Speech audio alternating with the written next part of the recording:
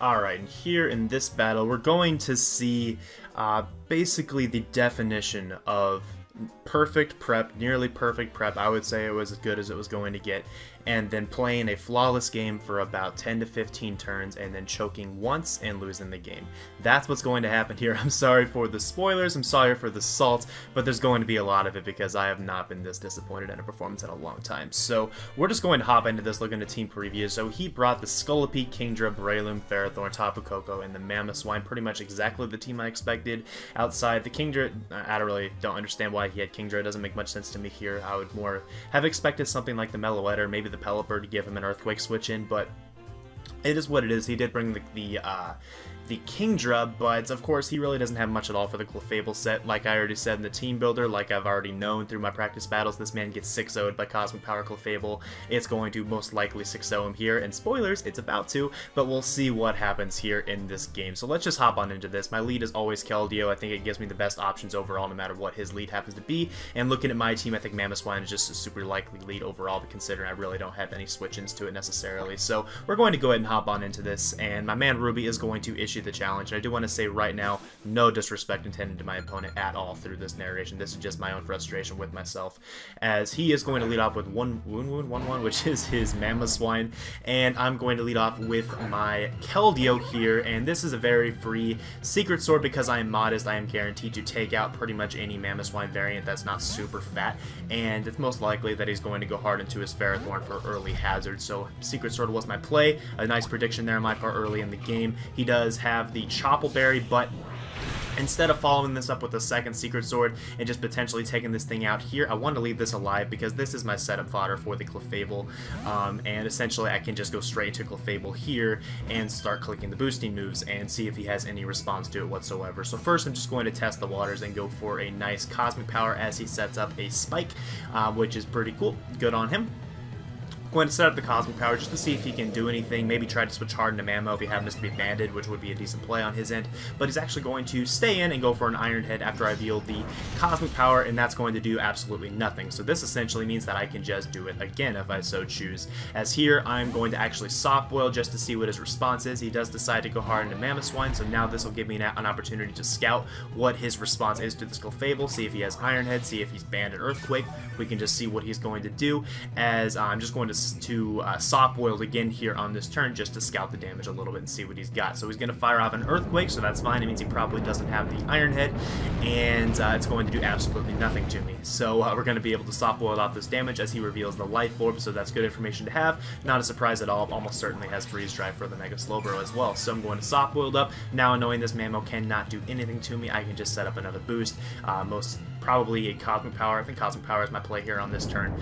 No real reason not to, as long as he doesn't get a crit or a flinch with Icicle Crash. It seems like the play for sure, so I'm going to go ahead and do that, as he is just slowly whittling himself down here from his own Life Orb recoil, setting up that Cosmic Power. Now we're up to +2/+2 in my defenses, and Clefable is looking into very, very good position to try to sweep. Now here he's going to actually switch back into his Ferrothorn, expecting me to be an Unaware variant, and he's actually going to plop a Toxic on me here on this following turn, which is fine. I am an Unaware, Magic Guard variant, so I couldn't care less about the Toxic. Not really sure why that was his play whenever I do have Soft Boiled, so I guess just for future reference, if I have Soft Boiled, it means I'm Magic Guard, but I'm going to just fire off another Cosmic Power because I have no reason not to. So now we're at +3/+3 defenses, and because he went Ferrothorn here and just goes for a Toxic, this just means that I can just set up a Calm Mind for free. I'm already fat enough defensively to take hits from Mammo. I avoid all 2-hit KOs. I might as well start boosting my offenses so that Stored Power starts doing more. I'm in a fantastic position to 6-0 this man's entire team. If I had Rocks up, that'd be a little better potentially, but that's fine. So here he actually goes into his Kingdra, and I'm going to click Calm Mind. Now here I am going to not mess around with the threat. I'm not really sure what exactly it's going to do. I don't think it can do much to me, but I might as well just fire off a Stored Power because I do now have the special attack boost as well, and it'll do a serious chunk to this. It's just going to fire off a Surf, and that Surf does like 12. It does like 22. It did absolutely nothing. So this is like, alright, this is probably a 6-0. I should just stay in here and keep attacking, keep boosting. It's probably going to be a win unless he gets a crit. So he goes for another Surf here, as I get maybe a little greedy and go for a second Calm Mind here when I could have just taken him out. But that's fine. I really see no reason not to. It seems like he's just locked into Surf. Maybe it's like a Specs Kingdra. But We're going to set up the next Calm Mind, and now I'm at +2 special attack, like +5 Spadef, and he goes for Focus Energy. Now here is where I make the stupidest play of my entire freaking career, and I just go for Soft Boil. That's fine. The next turn, after the Focus Energy, for whatever reason, in my mind, I'm like, okay, if this is Specs and he crits me, I might be in range of Scolipede. That's what went through my head. He's obviously not Specs, and because he's not Specs, even with a crit, it would not do enough to put me in range of anything. I would have been fine. He would have had to flinch me with Icicle Crash. He would have to flinch me with an Iron Head. He'd have to like crit me with something else to be able to take me out in the following turn. I had no reason to switch out there, and I switch out, lose all my momentum. He crits my Keldeo coming in, meaning I'm going to be more quickly in range of the spikes, and I do take out the Kingdra here, but my easy path to win has just been released back to him. Now he has all the momentum. He's able to go into his Coco, and man, it's just freaking frustrating, let me tell you. As now I'm going to go back into my Diggersby. It's my dedicated switch in. I don't fear anything from this, even with the spike up. I should be able to do a ton of damage to this with an Earthquake, probably Oko, unless he's Shuka with a little bit of bulk investment. And he does just go for the Calm Mind, which is fine. I can still take any one hit from this because I'm max HP on this. If I wasn't max HP, it might be a different story, but I am indeed max HP on this Diggersby, and now I'm going to be able to fire off a nice Earthquake after he goes for the Dazzling Gleam, which does a lot to me. He does do a lot, but because he is not Life Orb, it's not able to do enough. I don't think it would even be able to kill me with a Life Orb, actually. It had a chance to, but it was a very low chance. But anyway, just going to fire off this Earthquake and almost take this thing out. If I had a higher attack investment, I would have been able to take him out there, but it's not the end of the world because this actually throws him for a little bit of a loop, as he is going to pull a switch into the Ferrothorn, thinking that I'm not banded, otherwise I would have taken him out from that range, but I am in fact banned with just very, very little attack investment, as you saw in the team builder. The Ferrothorn is going to take 1,000,000 from this. Now, I don't want to just kill this outright because this is still my setup fodder for the Clefable, so I'm actually going to switch into my Drapion here, which ultimately was another misplay, I think. I think I was trying too hard to let Clefable be what wins the game for me at this point. I should have just killed him off, because what that would do is that would ensure that my Diggersby is still alive to get a quick attack off on whatever threat might be in later in the game. So that was a dumb play on my part, just following up one dumb play after another. And we're going to taunt here just to make sure he can't get up more layers. He predicts that nicely and goes for an Iron Head on this turn. So good on him. Honestly, I think given what my opponent had, he played properly. The only exception, I think, being going for the Toxic after I revealed Soft Boiled already. But, yeah, so I'm going to switch out Drapion here, and I'm going to go into my Registeel just to get my own Stealth Rocks up, knowing that I want to be able to chip down the Scolipede just in case it's a Focus Sash that could be annoying for my team. And I'm going to just get my rocks up on this turn, then I'm going to Earthquake a couple times to take out the Ferrothorn. Should have just done that earlier with Diggersby, but essentially, yeah, I mean, I guess I won't get too far ahead of myself here, but you already know I lose this game. I've already told you I lose this game. I'm so salty.